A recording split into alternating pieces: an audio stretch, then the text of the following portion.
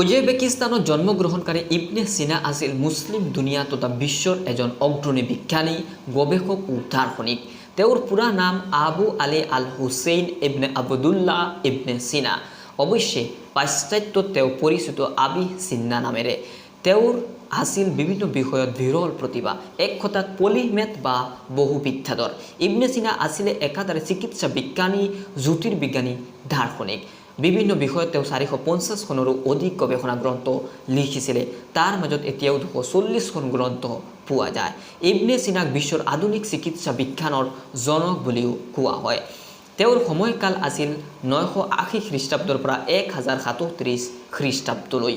যিসকলৰ প্ৰতিভাৰ আলোকত বিজ্ঞান ও গৱেষণাত ইছলামী সোণালী যুগ উদ্ভাসিত হৈছিল, তাৰ মাজত ইবনে সিনা আছিলে অগ্ৰগণ্য।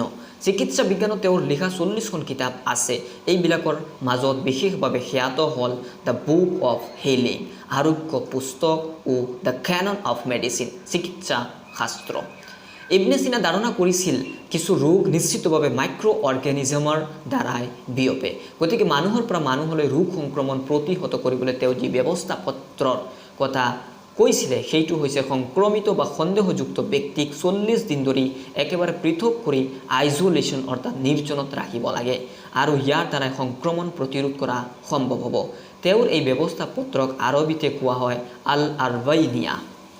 ভেনিছৰ ব্যৱসায়ীসকলে ৰোগ সংক্ৰমণ প্ৰতিৰোধৰ এই সফল পদ্ধতিৰ কথা শুনিছিলে আৰু তেওঁলোকে অৰ্জিত এই জ্ঞানক বৰ্তমানৰ ইটালী ভূখণ্ডলৈ লৈ যায়।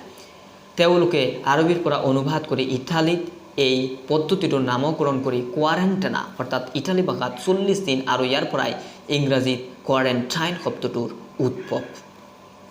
আধুনিক পৃথিৱীত এই যি প্ৰণালীটো বৈশ্বিক মহামাৰী স্তব্ধ কৰিবলৈ ব্যৱহাৰ কৰা হৈছে তাৰ শিকল বা বুনিয়াদ আছে ইছলামী দুনিয়াত। ইয়াৰ উপৰি মহানবী হজৰত মুহাম্মদ সাল্লাল্লাহু আলাইহি ওয়াসাল্লামে তেওঁৰ জীৱিত কালতে নিৰ্দেশ দি গৈছিল যে যদি কোনো মহামাৰী আক্ৰান্ত এলেকাত অৱস্থান কৰে তেন্তে মহামাৰী চলাকালীন তেওঁৰ সেই স্থান ত্যাগ কৰি অন্যত্ৰ যোৱা উচিত নহয়। অন্য দেশত যিজন মহামাৰীত আক্ৰান্ত নহয় তেওঁ মহামাৰীগ্ৰস্ত এলেকাত যোৱাটো সমীচীন নহয়।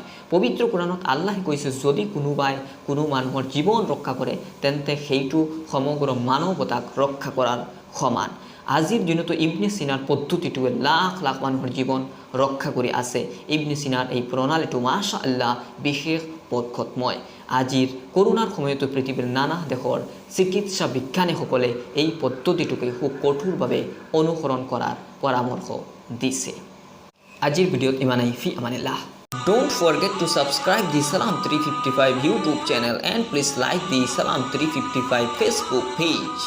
Please share, like and comment.